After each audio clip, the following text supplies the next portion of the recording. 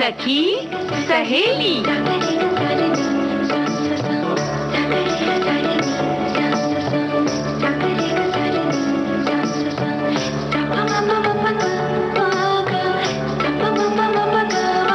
सखी सहेली।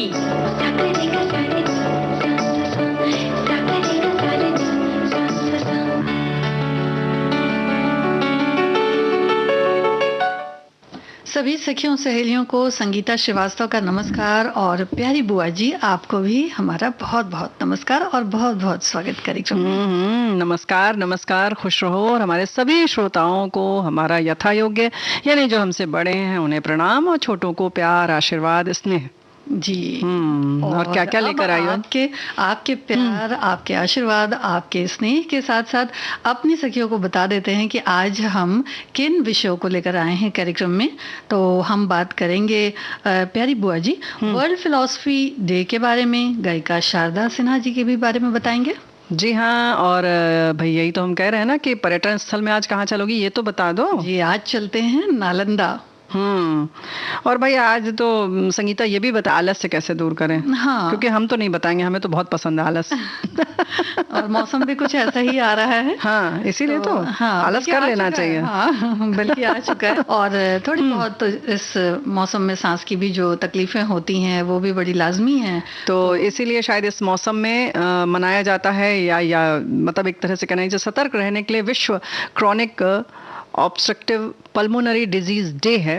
तो इसके बारे में थोड़ी सी जानकारी होनी चाहिए। और हमारे संगीता ये तो वर्ड फेमस है ना कि हमारे सभी जो साथी हैं वो बड़े अच्छे से सारी चीज़ें जानते हैं और हमें जानकारियां जो है वो साझा भी करते हैं। हमारी साथी लिखती है धूम्रपान और प्रदूषण है बड़ा कारण COPD रोग का, और सबसे बड़ा कारण धूम्रपान प्रदूषण है। वहीं जिन गांव घरों में आज भी चूल्हे पर खाना पकता है वहां की ज़्यादातर हमारी जो महिलाएं हैं वो COPD की शिकार है। COPD के लक्षण 35 साल की उम्र के बाद ही नजर आते हैं। इसकी इलाज प्रक्रिया लंबी है, ऐसे में मरीज चिकित्सक की सलाह के बिना दवा बंद न करे, ये इन्होंने लिखा है। बहुत अच्छी बात लिखी है। और लिख रही हैं कि वायु प्रदूषण की वजह से फेफड़ों से जुड़ी बीमारियां तेजी से बढ़ रही हैं और उन्हीं में से एक ये है COPD chronic obstructive pulmonary disease. लेकिन ये बीमारी अस्थमा से भी ज्यादा खतरनाक है संगीता। जी। तो लिहाजा लोगों के बीच में जागरूकता बढ़ाना चाहिए और इसीलिए ये सब दिन मनाए जाते हैं ना। जी बिल्कुल बिल्कुल। और देखिए कहीं ना कहीं तो इन सब चीज़ों के लिए जिम्मेदारी भी हम ही लोगों की है। हाँ। क्योंकि इतना ज़्यादा देखिए ये एक डिजीज होती है, एक बीमारी ऐसी है जो पूरी तरह से पर्यावरण से जुड़ी हुई है। तो पर्यावरण जितना साफ सुथरा रहेगा, जितना हम उसको साफ सुथरा रखेंगे उतना ही अच्छा है। यानी कि जब हम सांस लें तो सारे रास्ते एकदम खुले होने चाहिए। बिल्कुल बिल्कुल, है ना। हाँ, स्वच्छ हवा होनी चाहिए और हमारे जो फेफड़े हैं वो एकदम कोई भी उसमें संक और आज इस जो विषय है हमारे उनमें हम सखी विशेष की भी बात करेंगे रेणु जी। और साथ ही साथ एक और दिवस है दर्शन दिवस। जी हाँ, आज है दर्शन दिवस, विश्व दर्शन दिवस। यूनेस्को के नेतृत्व में ये तो सब लोग जानते हैं कि मनाया जाता है ना। तो आज के दिन मनाया जाता है और इसे शुरू किया गया 2002 से। तो ये भी बात है कि दर्शन शास्त्र है क्या, इसी के साथ साथ दार्शनिकों का जो सम्मान हो, उनकी समाज में क्या आवश्यकता है, इसका क्या महत्व है, इस पर चर्चा की जाए। जी, यूनेस्को ने इसी चीज़ को ध्यान में लाया था और उसके बाद सन 2002 से इसकी शुरुआत कर दी गई। और सबके अपनी अपनी मान्यताएं होती हैं, सबका अपना अपना मन होता है, विचार होता है। तो इस तरह के विचारों को हम किस तरह से अच्छे कामों के लिए बढ़ावा दे सकते हैं और नए नए विचारों को किस तरह से हम आगे बढ़ा सकते हैं, ये भी एक उद्देश्य रहा है। बिल्कुल सही मायने में अगर कहें तो इसका व्यापक अर्थ जो है दर्शन तर्कपूर्ण, विधिपूर्वक और क्रमबद्ध, जो हम क्रम से किसी चीज के बारे में विश्लेषण करें किसी भी विषय पर, उस पर विचार की एक कला है ना। इसका जन्म अनुभव और परिस्थिति के हिसाब से होता रहता है और इसीलिए बहुत ज्यादा उम्र के बाद दार्शनिक बन जाते हैं। हाँ। है ना, लेकिन कुछ कुछ बच्चे भी दार्शनिक जैसी बातें करने लगते हैं ना। हाँ, वो तो अपनी बातें अपने साथी बच्चों को समझाते हैं, तो ऐसा लगता है कि कहीं ना कहीं दर्शन शास्त्र जो है उनमें भी झलकता है। और भारतीय दर्शन की बात करें तो इनका हमारा इतिहास बहुत पुराना है और पीढ़ी दर पीढ़ी अर्जित जो दर्शन है वो आगे आता रहता है और ठीक ढंग से किसी भी विषय का बिल्कुल एक एक अच्छी तरह से जब उसका विश्लेषण करते हैं तो वो दर्शन के ही अंदर आता है। इसलिए हमारे देश की अगर हम बात करें भारतीय दर्शन की, तो चेतना की मीमांसा की जाती है और कहीं ना कहीं थोड़ा सा पाश्चात्य से भिन्न है हमारे यहाँ का। हमारे यहाँ कहा जाता है दृश्यते हय्यनेनेति दर्शनम, यानी कि असत एवं सत्य पदार्थों का ज्ञान ही दर्शन है। पाश्चात्य फिलॉसफी, जैसा कि फिलॉसफी शब्द ही है, फिलॉस यानी प्रेम का, सोफिया यानी प्रज्ञा से मिलकर बना हुआ है, तो इसलिए फिलॉसफी का शाब्दिक अर्थ है बुद्धि प्रेम। तो पाश्चात्य दार्शनिक जो होते हैं वो बुद्धिमान प्रज्ञावान व्यक्ति बनना चाहते हैं और हमारे यहाँ जो है वो असत्य से सत्य की ओर जाना चाहते हैं, आत्मचिंतन करना चाहते हैं, कुछ न कुछ अपने बारे में या यूं कहें आत्म साक्षात्कार करना चाहते हैं। तो ये हमारे यहाँ का दर्शन है। जी जी। और बुआ जी, ऐसा भी है कि जो दर्शन है भारत का, यानी कि वो संस्कृति से जुड़ा हुआ है। हाँ। यानी कि इतनी प्राचीन सभ्यता संस्कृति है हमारे देश की, तो दर्शन भी लाजमी है कि इससे बिल्कुल जुड़ा हुआ है। यही तो हम कह रहे हैं जी। जी, तो जो वेद हैं, जो पुराण हैं, जो हमारे यहाँ के जानने वाले जानकार जो मर्मज्ञ लोग हैं, उन लोगों को सबको सारी चीजें लगभग पता ही थी। हाँ, क्योंकि हम हमेशा अपने अंदर की ओर जाते हैं, भक्ति ज्ञान और योग के मार्ग जो बताए गए हैं आत्म साक्षात्कार के लिए। तो कहते हैं ना कि चाबी जो किसी चीज की होती है वो उसी में होती है। तो जब हम अपने आप से साक्षात्कार कर लेते हैं तो सब चीज ऐसे ही खुल जाते हैं, सारे ताले धड़ाधड़ खुल जाते हैं। जी बिल्कुल, है ना। योग का इसमें बड़ा हाँ, मतलब महत्व है, हाथ है, महत्व है जी। तो योग को भी हम लोगों के यहाँ जो दर्शन शास्त्र है उसके लिए एक तरह से कह सकते हैं कि एक आधार है, सहयोगी है, टूल की तरह हम इसको प्रयोग में लाते हैं या ये सहयोग करता है ना। बिल्कुल। और हमारे कार्यक्रम के लिए सहयोग करता है। जी बिल्कुल। गीत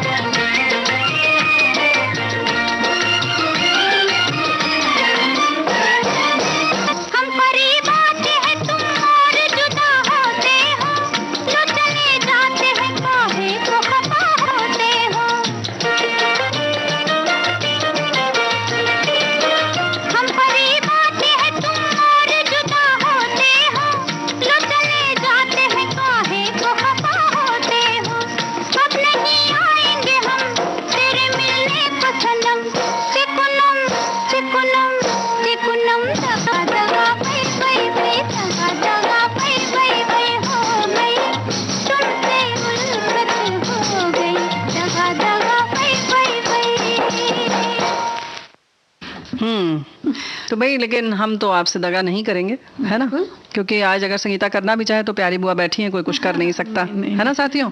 और एक बात और है कि हमारे बड़े आज तुम जो करने वाली हो बात गायिका शारदा सिन्हा जी के बारे में, तो हमारे सभी साथी भी कुछ लिख रहे हैं गाना के, उन्होंने फरमाइश भेज दी। हाँ क्योंकि शारदा जी हैं ही हैं सबकी प्यारी लोक गायिका कह सकते हैं, और बहुत सारी फिल्मों में भी उन्होंने गीत गाए हैं। जी हाँ, बड़े प्यारे प्यारे से, उनकी आवाज बड़ी उनकी अलग है बिल्कुल, और जिस तरह से वो सुर लगाती हैं काफी ऊंचा, तो बड़ा मुश्किल होता है। जी। शारदा सिन्हा का जन्म 1 अक्टूबर 1952 को सुपौल जिला मिथिला क्षेत्र बिहार में हुआ, और एक सुप्रसिद्ध गायिका है। मैथिली, बज्जिका, भोजपुरी के अलावा हिंदी में भी इन्होंने गीत गाए हैं, जैसा कि तुमने अभी कहा, और आपको लोकगीतों के लिए विशेष रूप से जाना जाता है, और बिहार कोकिला के सम्मान से भी इन्हें नवाजा जा चुका है। जी। और बुआ जी देखिए, शास्त्रीय गीतों की अगर बात है तो लोकगीतों में शारदा सिन्हा बहुत सम्मानित नाम है।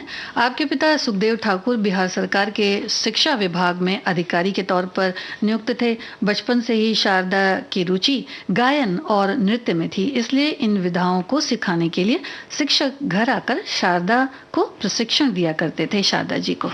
पटना विश्वविद्यालय से आपने उच्च शिक्षा प्राप्त की और फिर बीएड किया, और वहीं प्रयाग संगीत समिति इलाहाबाद से स्नातक की डिग्री हासिल की, यानी कि पोस्ट ग्रेजुएशन किया। और स्कूल के दिनों से ही ये गाया करती थी, सहपाठियों के बीच में भी गाती थी। स्कूली कार्यक्रम के दौरान भी शिक्षक और शिक्षिकाएं जो थी उनका बहुत उत्साहवर्धन किया करते थे, क्योंकि आवाज़ इनकी बड़ी अलग है, उनकी बहुत अलग। जी हाँ। प्रतिष्ठित गुरुओं से उन्होंने बाद में शास्त्रीय संगीत की उच्च शिक्षा प्राप्त की, और एक खास बात और है संगीता, वो मणिपुर नृत्य की भी अच्छी जानकार मानी जाती हैं। तो बुआ जी ऐसा होता है कि अगर एक क्षेत्र में अगर गायन ऐसा है कि देखिए जब गाना सुनते हैं तो मन पैर तो अपने आप ही थिरकने लगता है तो वो तो बच्ची होंगी तो अच्छा लगता होगा। और शारदा सिन्हा जी ने धीरे धीरे गायकी में अपने आप को सिद्ध करना शुरू किया। हालांकि कुछ अड़चने भी आई और कुछ आवाज भी उनकी काफी अलग थी, लेकिन यही आवाज एक दिन उनकी और पूरे बिहार की एक दिन ये आवाज खास बन जाएगी, ये किसी को नहीं पता था, और शायद मेरे ख्याल उनको भी नहीं पता होगा। देखो, कोई भी जो साधक होता है ना, ये तो वर्ड फेमस है ना, कि जो साधक है वो अपनी साधना में लगा अगर रहता है तो उसे जरूर मंजिल मिल जाती है। वो ये नहीं सोचता कि वो कहाँ तक पहुंचेगा, लेकिन बढ़ता चलता है तो कहीं ना कहीं पहुंच जाता है, और यही हुआ शारदा सिन्हा के साथ। 80 के दशक में बहुत मशहूर हो गई थी। भोजपुरी, मगही, मैथिली, हिंदी और खासकर भोजपुरी भाषा में उनके गाए हुए सभी गीत बहुत प्रसिद्ध हैं। छठ पर्व के गीत जो है वो बेहद लोकप्रिय हैं, और आज भी जैसे कहते हैं ना, छठ का जो त्योहार है उनके गीत के बिना अधूरा ही रहता है। तो छठ महारानी का वो गीत गाती हैं, शादी ब्याह के पारंपरिक गीत, लोकगीत, दुर्गा पूजा के, और इसके साथ साथ तो जैसे हम बात कर रहे हैं कि फिल्मी गीत भी इन्होंने गाए हैं ना जी। और छठ का बेहद प्यारा गीत, जिसके बिना देखिए, जैसा कि भी आपने बताया बुआ जी, कि इसके बिना पूरी नहीं होती छठ पूजा। और देखिए, एक बड़ा ही प्रसिद्ध गीत है इनका, कांच ही बांस के बहंगिया, बहंगी लचकत जाए और बहंगी घाट पहुंचाए, राह में पूछे बटोहिया, बहंगी के करा के जाए, बहंगी छठी मैया के जाए। क्या बात है जी। इस तरह का ये गीत है, और ये तो गीत ऐसा है कि हम लोगों ने बचपन से ही बहुत सुना है। तो छठ माई का ये गीत है, उनकी आराधना का है, और लोकगीतों को छठ पूजा से ही संबंधित है और बहुत लोकप्रिय है। पहले पहल कईनी छठ, हाँ, ये गीत तो बहुत ही प्रसिद्ध है जी। बल्कि उन्होंने न सिर्फ उत्तर भारत बल्कि विदेशों में भी रहने वाले भारतीय, जिनकी कहना चाहिए ना आत्मा यहाँ बसती है, और अलग अलग भाषाएं हैं, उनमें भी बहुत प्रसिद्धि मिली है। क्योंकि जाहिर है कि लोकगीत जो हैं वो हमारी धरती से जुड़े होते हैं, तो बहुत दिल तक पहुँचते हैं, दिल की गहराई तक पहुँचते हैं। फिर देश विदेश में भी शारदा सिन्हा ने सुंदर लोकगीतों के गायन के जरिए अंतर्राष्ट्रीय स्तर पर भी लोकप्रियता हासिल की। जी। और उसके बाद लोकगीतों में जो इनके मधुरता है, जो सुंदर चित्रण होता है, यानी कि जब वो गाना गाती हैं तो ऐसा लगता है कि बस सभी चीजें आंख के सामने हैं, ऐसा। तो उसे सुनकर लोग मंत्रमुग्ध हो जाते हैं। और कुछ एक इनके गाए लोकगीत तो ऐसे हैं जो शादी ब्याह के खास रस्मों में भी गाए जाते हैं, यानी कि शादी ब्याह की जो अलग अलग रस्में होती हैं, शादी ब्याह तो है ही है, हाँ, लेकिन बहुत सारे रस्म होती हैं, रस्मों के गीत भी इनके हैं। और चुमावन की जो एक रस्म होती है वो खास होती है। तो एक मतलब हम उदाहरण दे सकते हैं अपनी सखियों को, जिस तरह की भी रस्मों में उन्होंने रस्मों के लिए गीत गाए हैं। और रस्मों की जैसे बात करें तो जैसे अगर आप सोचेंगी तो मंडप है, चढ़ावा चढ़ता है, बड़ा चढ़ावा होता है, छोटा चढ़ावा होता है, ऐसे कन्यादान होता है या तेल चढ़ना होता है। ये सारी एक एक रस्म के अलग अलग गीत होते हैं। द्वारचार हो जैसे, तो ये कोहबर हो, तो ये सारे गीत जो होते हैं ना, वो सब एकदम एक एक समय के एक एक मिनट पे बदल जाता है ये रस्म, और फिर उसी हिसाब से अलग अलग गीत होते हैं। तो इतनी समृद्ध परंपरा है हमारी ना जी। और इसीलिए इन्हें बहुत सारी जो उपाधियां हैं वो भी मिली हैं। सम्मान मध्य प्रदेश सरकार की तरफ से इन्हें जो उपाधि मिली, देवी अहिल्या ये उपाधि मिली। 2015 में पद्मश्री और 2018 में पद्म भूषण पुरस्कार इन्हें दिया गया। तो इस तरह से काफी सम्मानित नाम है शारदा सिन्हा जी। जी हाँ, और इनका गीत तो हम जरूर सुनेंगे। और चलो पहले गीत सुने थे, फिर एक बात और बताएंगे। जी।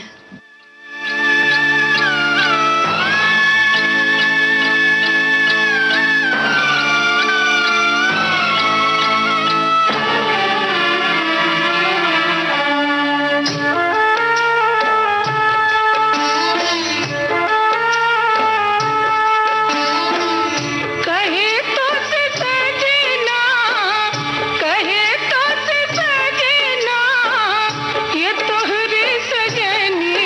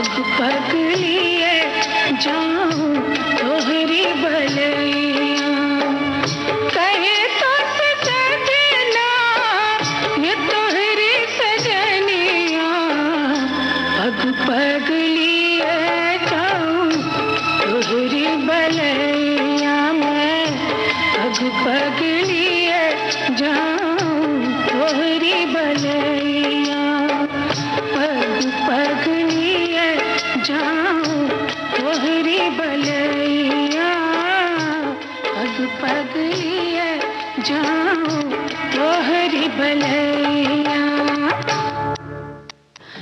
बुआ जी, बिहार के लोकगीत तो प्रसिद्ध ही हैं, शारदा जी भी बहुत प्रसिद्ध हैं। साथ ही साथ वहाँ की जो संस्कृति है उसमें एक जो खान पान है ना, लिट्टी चोखा, अच्छा, वो भी बड़ा प्रसिद्ध है। तो ये क्यों याद कर रही हो तुम? वो हम इसलिए याद कर रहे हैं क्योंकि और भी एक चीज प्रसिद्ध है, जैसे वहाँ की नालंदा विहार जी। लेकिन भाई जो हमने पहले कहा था कि एक बात और करेंगे कि कोहबर से जैसे याद आया संस्कारों पर कि कोहबर की शर्त, इस उपन्यास जिन्होंने लिखा था केशव प्रसाद मिश्र ने, इसी पर एक फिल्म बनी थी नदिया के पार, तो उसकी याद आ गई। और ये फिल्म जैसे हम आपके हैं और कौन, उसी की तर्ज पे बनी, मतलब उसी का रीमेक ही थी ना। हाँ, बिल्कुल बिल्कुल।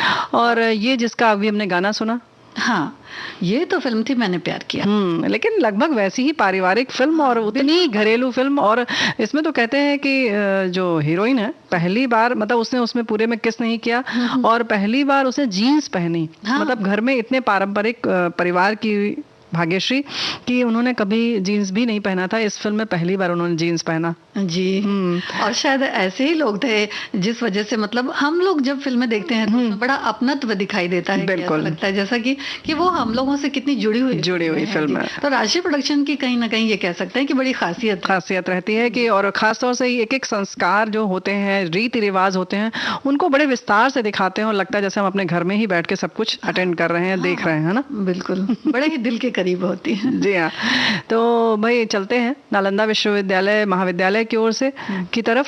भारत, हमारा देश जो है, हमने जैसे पहले ही कहा कि दर्शन में बहुत आगे है, वैसे ही अपनी सभ्यता, संस्कृति, कला, विज्ञान और शिक्षा के क्षेत्र में वर्ल्ड फेमस है ना। वर्तमान बिहार राज्य में नालंदा विश्वविद्यालय के अवशेष इस ऐतिहासिक शिक्षा भवन की गाथा खुद ही कहते हैं। वर्तमान पटना यानी प्राचीन मगध से कुछ किलोमीटर दूर स्थित नालंदा हमारे देश में उच्च शिक्षा का सबसे महत्वपूर्ण और विख्यात केंद्र था, संगीता जी। और प्राचीन काल की वैभवशाली शिक्षण संस्थान और विश्वविद्यालय नालंदा की स्थापना का श्रेय गुप्त शासक कुमार गुप्त प्रथम को जाता है। जी। और बुआ जी, गुप्त साम्राज्य में हेमंत कुमार गुप्त और साथ ही साथ गुप्त वंश के पतन के बाद भी जो महान वहाँ के वर्धन राजा थे, उनमें सम्राट हर्षवर्धन और पाल शासकों का जो नालंदा विश्वविद्यालय है उनको संरक्षण रहा। और भारत के इतिहास को पढ़ने आए जो यात्री थे, यानी कि चीनी यात्री हेनसांग और ईत सिंह ने भी यहाँ अपने यात्रा वृतांत में नालंदा विश्वविद्यालय के बारे में विस्तार से लिखा है। बिल्कुल जी। प्रसिद्ध चीनी यात्री वेनसांग ने 7वीं मतलब 7th शताब्दी जी तो यहाँ पर आए थे और उन्होंने अपने जीवन का बहुत महत्वपूर्ण 1 वर्ष व्यतीत किया था और कई लेख भी लिखे। और ये जो इनकी यात्रा विवरणों से इस विश्वविद्यालय की विशेषता का पता चलता है, क्योंकि बहुत सारी चीज़ें नष्ट हो चुकी हैं, पता नहीं चलती हैं।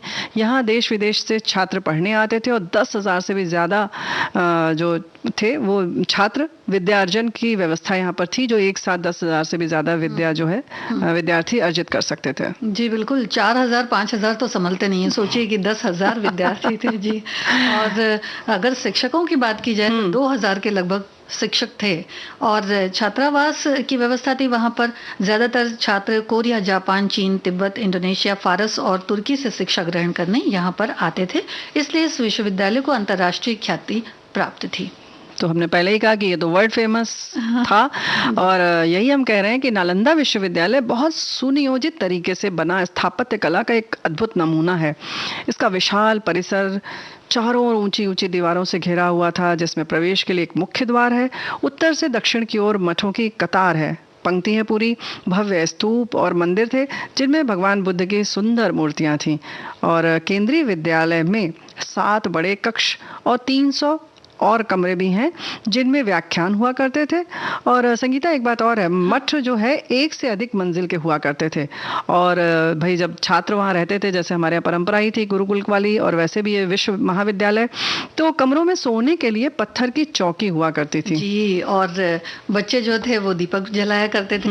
देखिए आजकल लाइट होती है, लेकिन उस समय दीपक जलाया करते थे। और पुस्तक वगैरह जो रखने की जगह थी उसके लिए आले बने हुए थे, जो आज भी पुराने घरों में देखे जा सकते हैं। तो उस तरह के आले बने हुए थे। और प्रत्येक मठ के आंगन में एक कुआं बना था। 8 विशाल भवन, 10 मंदिर, अनेक प्रार्थना कक्ष, अध्ययन क्षेत्र के अलावा विश्वविद्यालय के परिसर में बेहद सुंदर बगीचे और झील भी थी। संगीता, यही तो हम भी कह रहे हैं कि नालंदा विश्वविद्यालय की जो है ना वास्तुकला, पूरा सब कुछ बहुत व्यवस्थित, सुनियोजित, ऐसे ही प्रबंधन भी बहुत अच्छा था। इसका पूरा प्रबंधन कुलपति या प्रमुख आचार्य करते थे। इनकी 2 परामर्शदात्री समितियां थीं जिनसे कि कुलपति जो है परामर्श करते थे। और प्रथम समिति शिक्षा और पाठ्यक्रम संबंधी काम देखती थी, और आर्थिक व्यवस्था के लिए और प्रशासन की देखरेख का जिम्मा जो होता था दूसरी समिति करती थी। इसमें जैसे दान में मिले गाँवों से प्राप्त उपज और आय, और कैसे आय होगी, उन्हें कैसे खर्च किया जाएगा, सहस्रों विद्यार्थियों के भोजन, कपड़े, आवास की व्यवस्था, ये सब किए जाते थे जी। और नालंदा विश्वविद्यालय में बुआ जी 3 श्रेणियों के आचार्य थे जो अपनी योग्यता के अनुसार श्रेणियों में बांटे गए थे। नालंदा के प्रसिद्ध आचार्यों में शीलभद्र, धर्मपाल, चंद्रपाल, गुणमती और स्थिरमती जैसे और भी आचार्य थे। 7वीं सदी में वेनसांग के समय नालंदा विश्वविद्यालय के प्रमुख शीलभद्र थे, जो महान आचार्यों में गिने जाते थे। और आप उस समय जब वो आए थे उस समय, जी जी, क्योंकि उन्होंने जिक्र किया है। और जैसा कि वो खुद भी लिखते हैं कि आप अद्वितीय शिक्षक और विद्वान थे। और प्रवेश परीक्षा यहाँ बड़ी कठिन हुआ करती थी, जो 3 स्तर पर हुआ करती थी। और इस परीक्षा में उत्तीर्ण होना बड़ा जरूरी होता था, और इस प्रकार प्रतिभाशाली छात्र जो होते थे वही प्रवेश पाते थे। ये विश्व का प्रथम ऐसा ग्रंथ है, यानी कि प्रवेश परीक्षा कराने के बाद जो एडमिशन मिलते थे वो। और आचरण और संघ के नियमों का पालन बड़ी कठोरता से करना पड़ता था। भाई जैसे बड़ा, अगर कोई भी संस्थान को अगर संभालना हो तो अनुशासन बहुत जरूरी है ना। पुस्तकों की व्याख्या, मौखिक व्याख्यान और शास्त्रार्थ तो होते ही थे, वो विश्वविद्यालय में होते ही हैं। और क्षेत्र की बात करें तो धर्म कीर्ति की रचनाओं का सविस्तार अध्ययन, वेद, वेदांत, सांख्य, व्याकरण, दर्शन, शल्य विद्या, ज्योतिष, योग शास्त्र, चिकित्सा शास्त्र और भी कई शास्त्र थे। इन्हें रोचक तरीके से पढ़ाया जाता था। खगोल शास्त्र के अध्ययन के लिए यहाँ एक विशेष विभाग था। जी, यहाँ छात्रों का संघ भी हुआ करता था। देखिए आजकल भी होता है, तो हुआ करता था। और व्यवस्था जो वो करते थे अपनी, कुछ एक वो अपने छात्र जो होते थे वो आपस में ही चुन लिया करते थे कि कौन इसमें अध्यक्ष होगा, कौन क्या होगा। चुन तो लिया करते थे, लेकिन फिलहाल हम किसी गायन का गीत का चयन कर लें, और पुस्तकालय की बात और बाकी चीजों की बात हम बाद में कर लेंगे। संगीता, बिल्कुल। मेरे राजा, ओ मेरे राजा, खफा न होना, देर से आई, दूर से आई, मजबूरी थी फिर भी मैंने वादा तो निभाया, वादा तो निभाया। ओ मेरी रानी, समझ गया मैं वही पुराना तेरा बहाना, देर से आना और ये कहना वादा तो निभाया, वादा तो निभाया।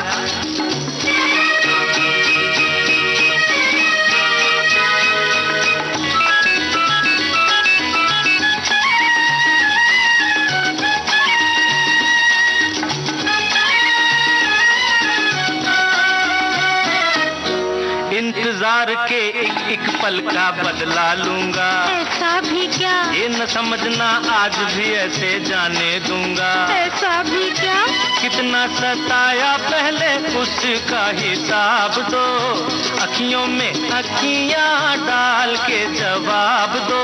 बचते बचाते हो बचते बचाते, छुपते छुपाते, तुम क्या जानो कैसे आई, वादा तो निभाया। ओ मेरे राजा, समझ गया मैं वही पुराना तेरा बहाना, देर से आना और ये कहना वादा तो निभाया। ओ मेरे राजा,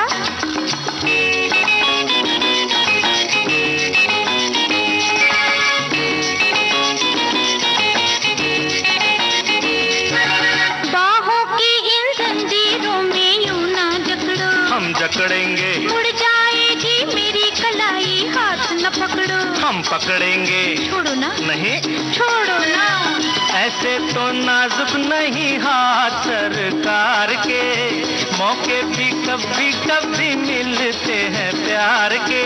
प्यार भी तो, प्यार भी तो नया नया है, मेरी वफा की कदर करोगे, वादा तो निभाया। ओ मेरे राजा, खफा न होना, देर से आई, दूर से आई, मजबूरी थी फिर भी मैंने वादा तो निभाया। ओ मेरी रानी,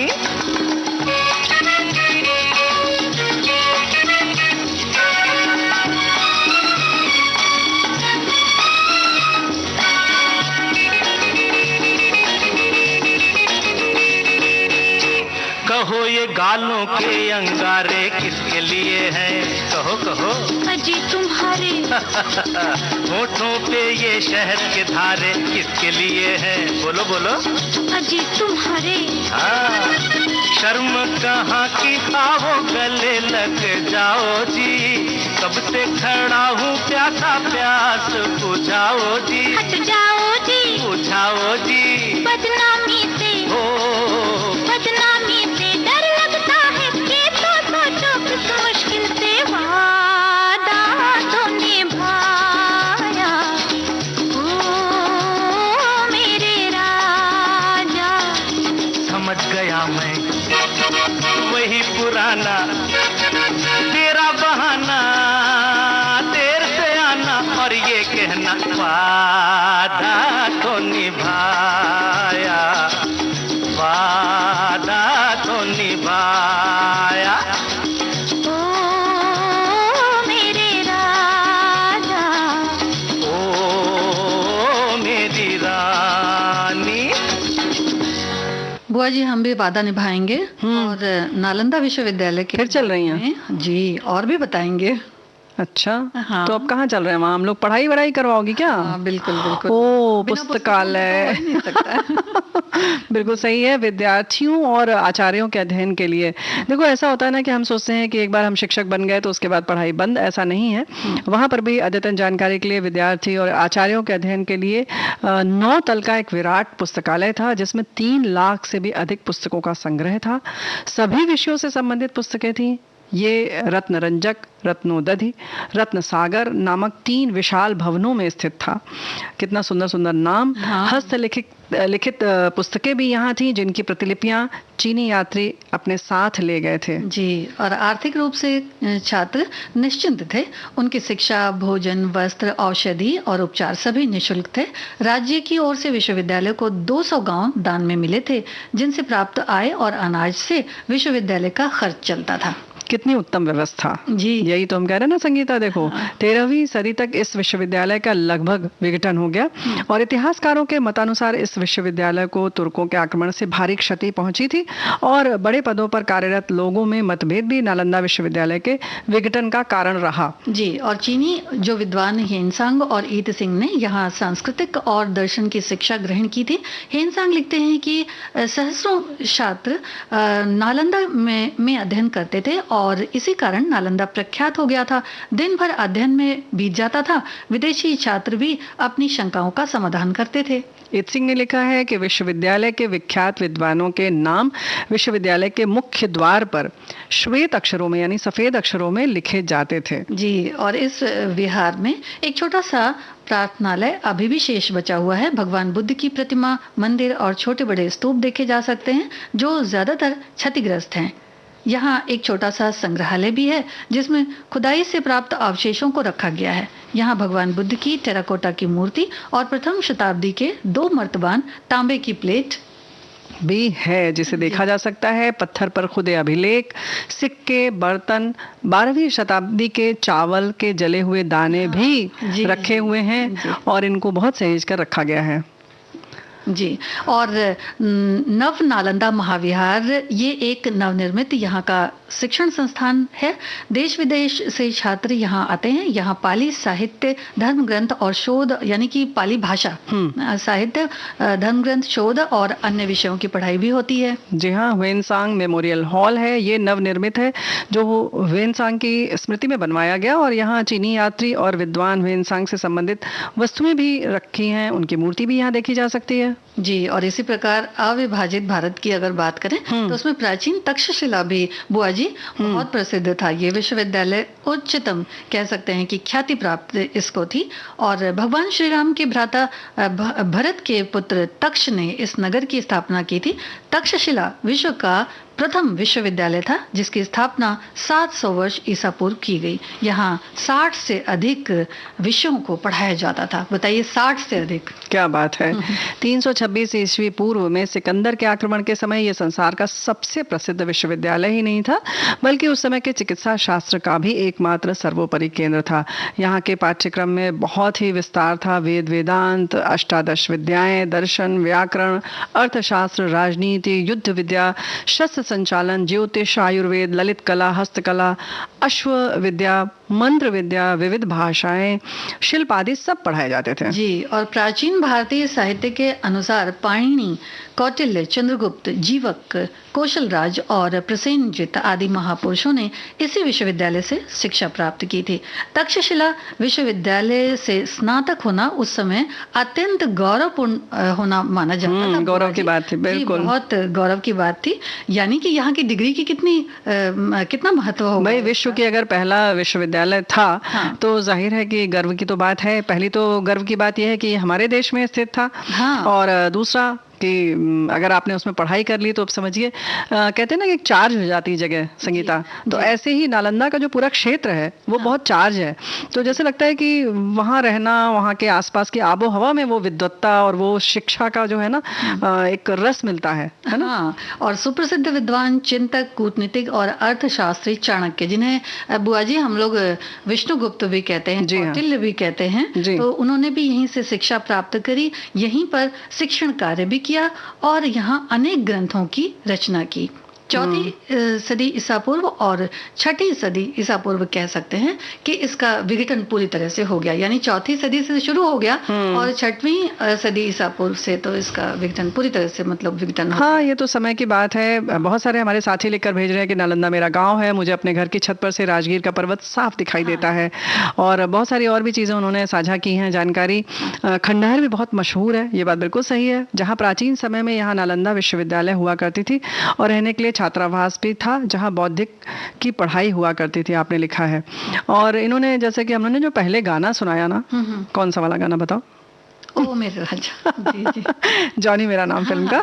तो हमारे साथी समझ गए और उन्होंने भी साझा कर लिया कि भाई इस फिल्म में की शूटिंग नालंदा विश्वविद्यालय के उसी स्थल पर हुई है। और ये गीत तो ये बहुत अच्छी बात आपने साझा की।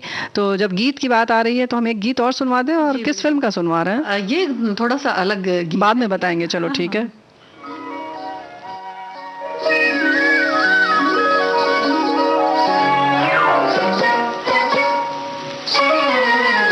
तुम सैया गुलाब के फूल हुई क्या हमसे भूल जो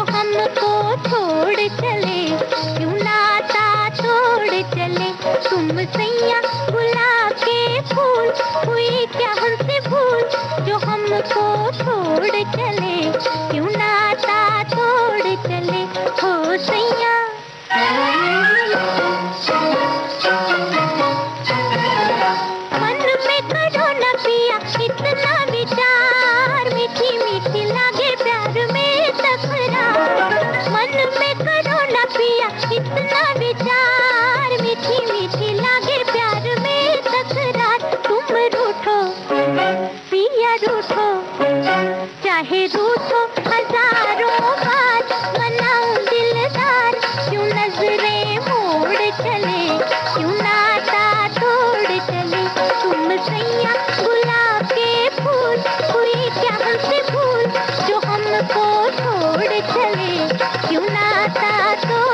चले होए सैया।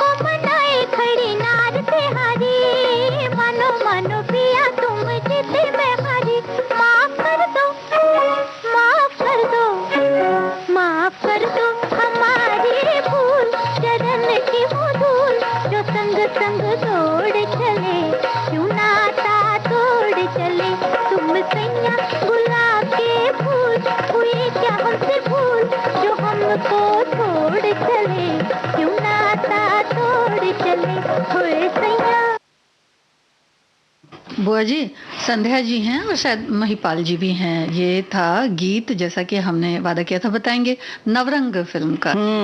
क्या बात है जी। और देखिए हमारे साथी लिख रहे हैं कि आलस से हमें ये पूछना है, दिन भर काम करके हमारी बहनें थक जाती हैं, तो थोड़ा आलस जरूरी है ना? बताइए बुआ जी। हमने तो पहले ही कहा था तुमसे कि भाई ये संगीता बताएंगे कि आलस से मत करो, हम तो कहेंगे कि थोड़ा थोड़ा आलस से करना चाहिए। और आजकल का तो मौसम बिल्कुल लाजवाब है। मतलब और क्या, देखो ना, हमारे बहुत सारे साथियों ने लिखा है कि हम बस ऐसे थोड़ा सा सुनते हैं कार्यक्रम, मौका मिलता है तो सो जाते हैं।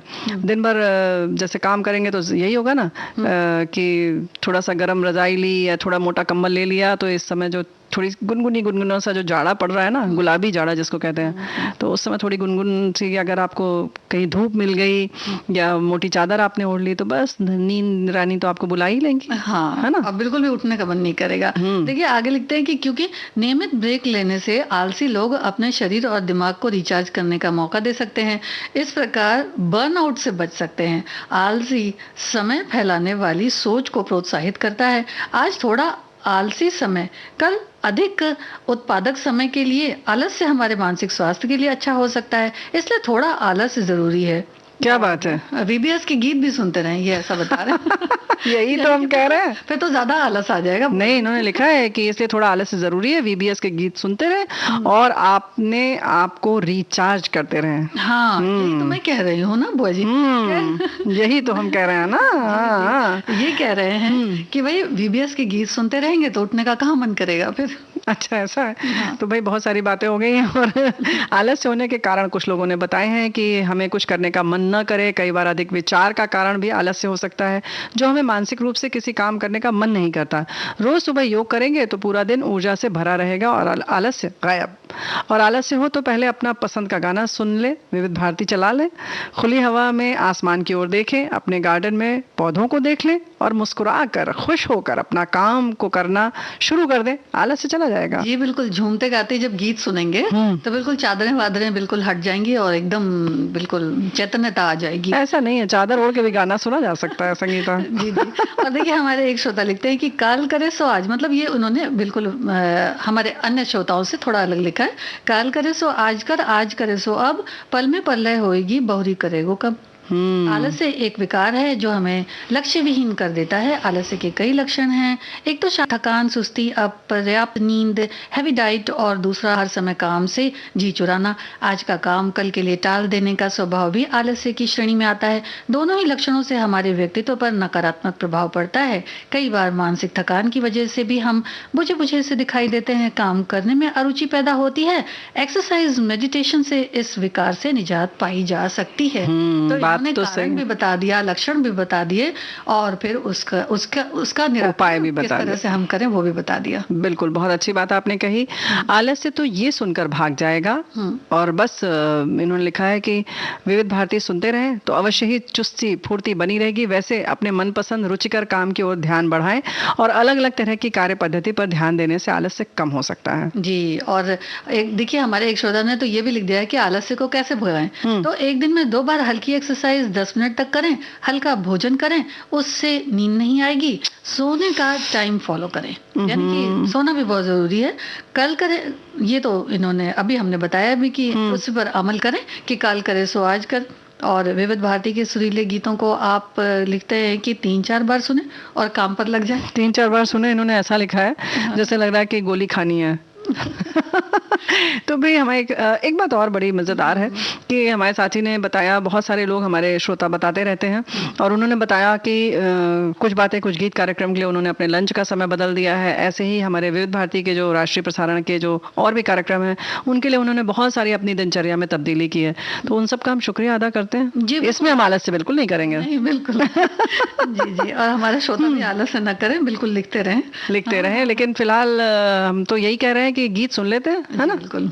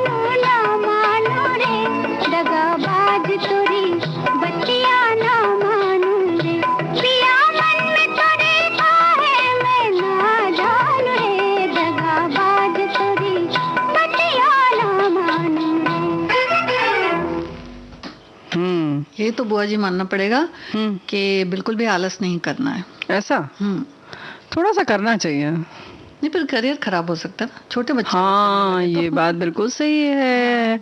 और हमारे तो शास्त्रों में बहुत कुछ कहा गया है, आलस्य कुतो विद्या कुतो धनम। कुतो धनम हमारे साथी ने लिखकर भेजा है। इतना ही, आलस्य कुतो विद्या, ऐसे को विद्या नहीं मिलती। आलस्य हमारी अंदरूनी शक्ति को और आत्मशक्ति को का नाश कर देता है, और इस बात का ज्ञान हो जाए तो इंसान आलस से दूर रहेगा।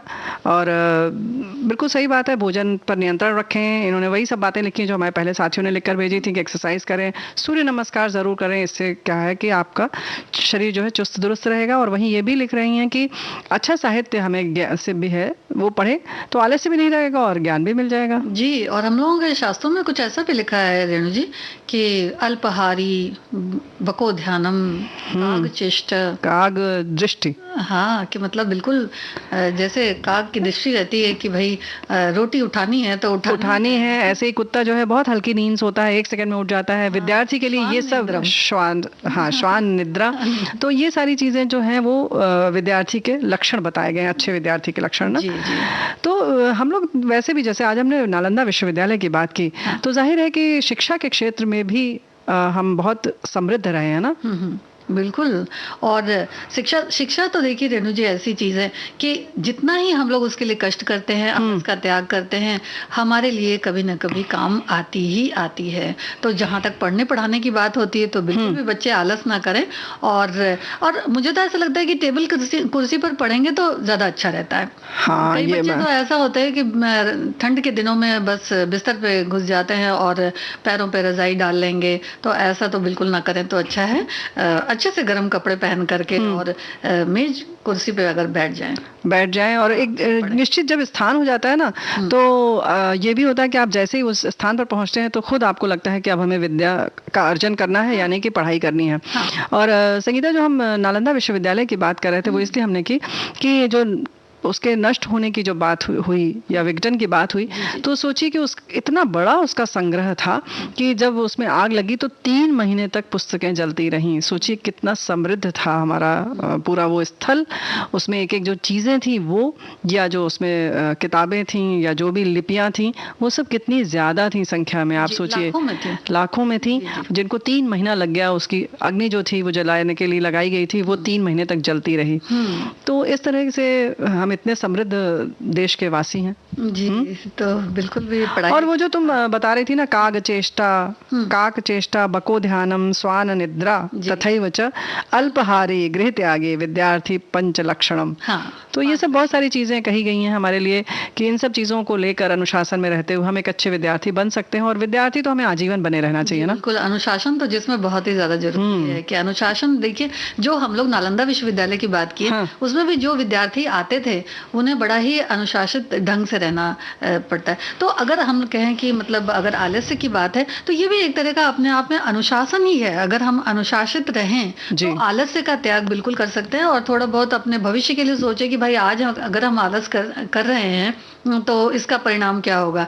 ये ना है कि बस आलस करते जा रहे हैं। कभी कभी किन्हीं चीजों के लिए परिणाम के लिए भी जरूर सोचना चाहिए। जब हम सोचेंगे कि परिणाम इतना भयावह हो सकता है तो बिल्कुल आलस से तो खुद ब खुद भाग जाएगा। यही तो हम कह रहे हैं ना संगीता, कि अगर हम ये सोच लेंगे कि अगर हमने अभी आलस्य किया तो हम पूरी जिंदगी फिर हमें दौड़ना पड़ेगा। और अगर अभी आप जब आपकी उम्र जब कभी किसी भी करियर बनने की होती है, यानी कि आपका जब जीवन निर्धारित होना होता है कि आप व्यवसाय में किस व्यवसाय में जाएंगे, अगर उस समय आपने बिल्कुल आलस्य से छोड़ के जुट गए आप पूरी तरह से 24 घंटे 7 दिन, तब आप समझिए कि पूरी जिंदगी आप आराम से काम कर सकते हैं। आराम तो नहीं हम कह सकते, लेकिन हाँ एक तनाव मुक्त काम कर सकते हैं।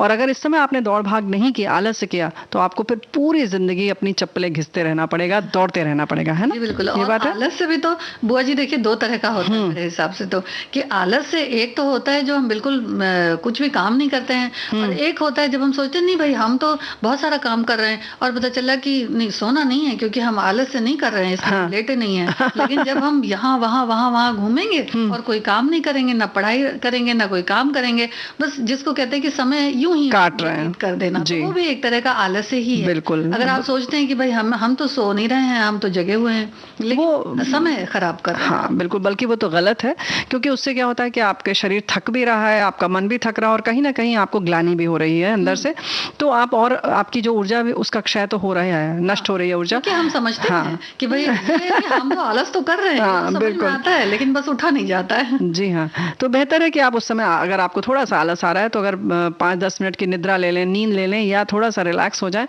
तो शायद आप पुनः फिर से उतनी ही ऊर्जा से उठ पाएंगे। और क्या बात है, गीत सुनने का मन है या सुनाने का मन है? संगीता बता दो तुम। जी बिल्कुल, सोच रही हूँ कि सुना देती हूँ, थोड़ा सा समय है रेणु जी, अरे प्यारी बुआ जी।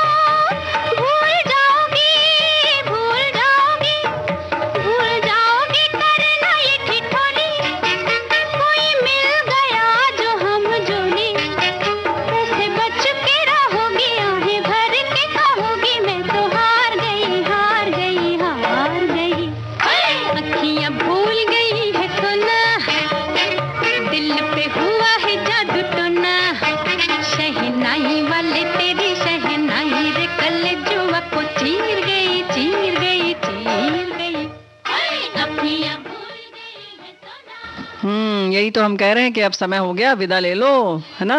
बिल्कुल। तो सभी सखियों को संगीता श्रीवास्तव और प्यारी बुआ का नमस्कार।